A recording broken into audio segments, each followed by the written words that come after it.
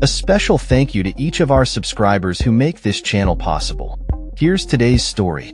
In a significant turn of events, the death of Yahya Sinwar, the leader of Hamas, has sparked reactions from leaders around the globe, with many viewing it as a pivotal moment to push for a ceasefire and humanitarian aid in Gaza. U.S. Vice President Kamala Harris expressed that this development presents an opportunity to finally conclude the ongoing war in Gaza, stating, "Justice has been served with Sinwar's demise." She emphasized the need for a focus on the future, where Hamas no longer holds power in the region.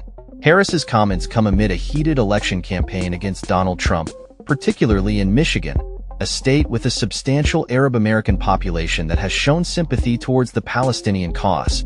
Harris highlighted the staggering toll of the conflict, which has claimed over 42,000 lives in Gaza, and called for an end to hostilities that have devastated the territory. She insisted that any resolution must guarantee security for Israel, the release of remaining hostages, and an alleviation of suffering for the Palestinian people.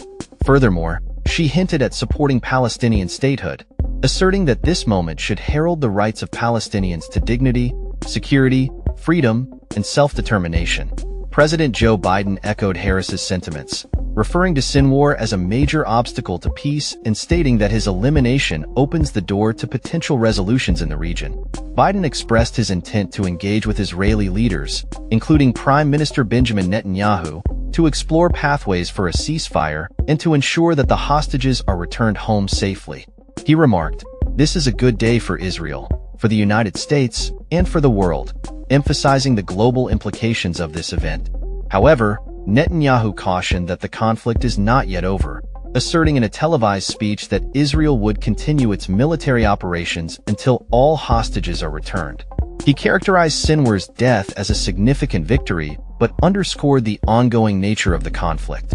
U.S. Secretary of State Antony Blinken labeled Sinwar a vicious and unrepentant terrorist, accusing him of sabotaging peace agreements aimed at ending the war and returning hostages.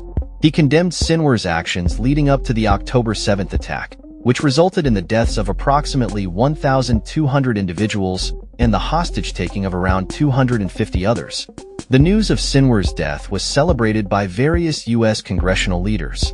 House Speaker Mike Johnson described Sinwar as the embodiment of evil, asserting that his death brings hope to those seeking freedom and relief to oppressed Israelis. Meanwhile, Senate Majority Leader Chuck Schumer expressed hope that this event would pave the way for a ceasefire, ensuring security for Israeli citizens and providing humanitarian relief to Gaza. Internationally, the reaction was similarly positive.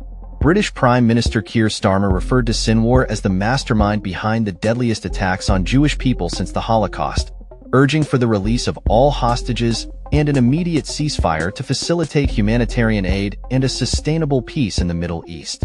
Former CIA Director David Petraeus remarked that Sinwar's death holds greater significance than the assassination of Osama bin Laden, noting its symbolic and operational importance in the fight against terrorism. As the world watches the unfolding situation, the focus now shifts to how leaders will navigate the complexities of peace negotiations and the humanitarian crisis in Gaza. With calls for a ceasefire growing louder, the international community remains hopeful for a resolution that respects the rights and dignity of all parties involved.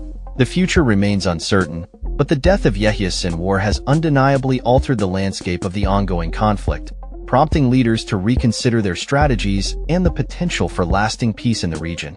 That's all for this story. We upload videos every day covering many different subjects, so hit that subscribe button to stay informed. Thanks for watching.